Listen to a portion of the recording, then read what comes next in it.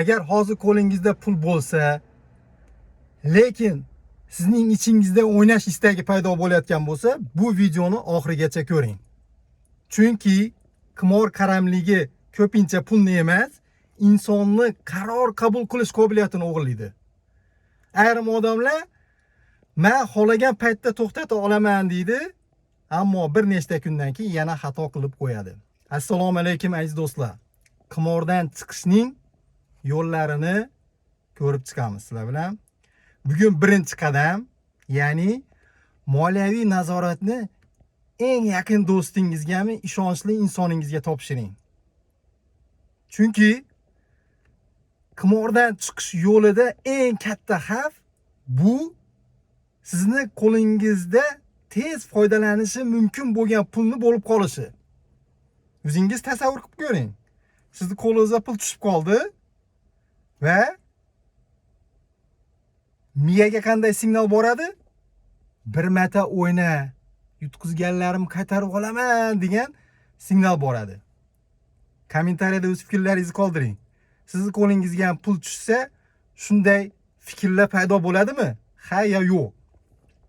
To'g'ri, bizning qo'limizga bir shu naqd pulmi yoki plastikka pul tushsa, bizning ham xoyollarimiz, illyuziyalarimiz, shu esda qolib ketgan yutuqlarimiz nima deydi? Davay bir marta o'yna, senda o'xshagan-ku.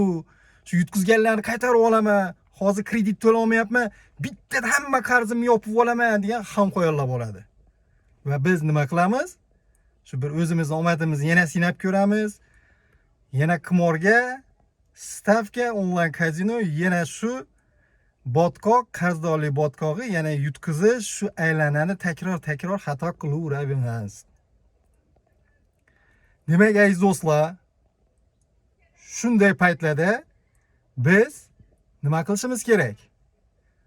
Avvalambor biz yaqin insonimiz bilan yoki oila a'zolarimiz bilan yoki yaqin do'stimiz bilan muammomizni aytishimiz kerak. 90% qimorga qaram insonlar qo'rqishadi.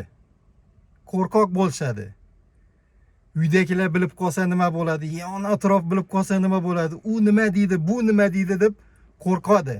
Muammosini ichiga yutadi. O'zini ichidan yemirishni boshlaydi. Kechasi uxlolmaydi, uyqusizlik, stress. Faqat shu pul topib, stavka qilib yoki kazino o'ynab, shu botqoqdan chiqish, qarzlarini yopish, shu xayol bilan yuraveradi. Bu eng katta xato. 90% inson muammosini aytmaydi. Qachonki muammosi katta bo'lib ketganda, o'zi sirlar ochilib ketgandan keyin u muammosini aytadi. Shunday paytda yechim shapka profilda Telegramga silkamiz bor, gruppamizga. Qimordan qutulish, hayoting qutqar Telegram silkasi bor. O'sha yerga kiring. To'g'ri, yaqin insoningizga ayta olmasangiz, gruppada o'z fikringizni, o'zingizni muammongizni ayting. Qimordan qanday chiqayotganligingizni ayting. Va ikkinchi yo'li, siz hozirgi kunda qo'lingizga tez pul bo'lib, paydo bo'lib qolgan paytda shu pulni yaqin insoningizga bering va tushuntiring.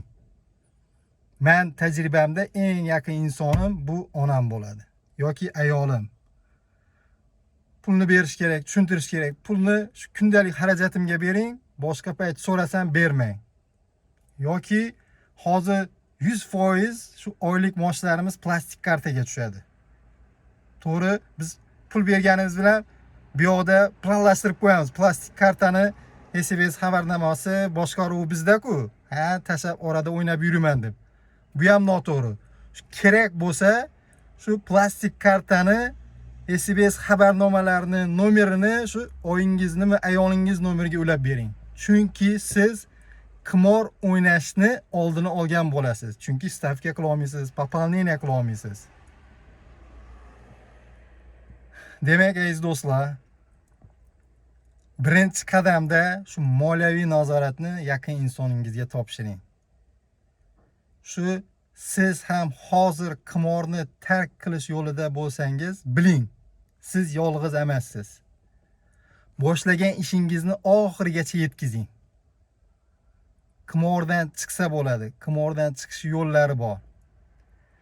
Video yoqqan bo'lsa, like bosing, kommentariyalarda o'z fikringizni qoldiring. Qimordan aziyat chekib yurgan insonlarga ulashing va ularning yaqinlariga ulashing. Bu video orqali bitta insonni ham hayotini qutqarib qolsak, videomiz manfaatli bo'ldi deb hisoblayman.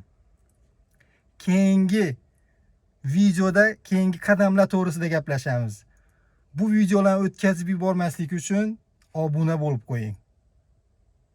Va o'zingiz haqingizda ma'lumot, fikrlarni qoldiring. Keyingi video siz haqingizda bo'lishi mumkin. Ko'rishguncha.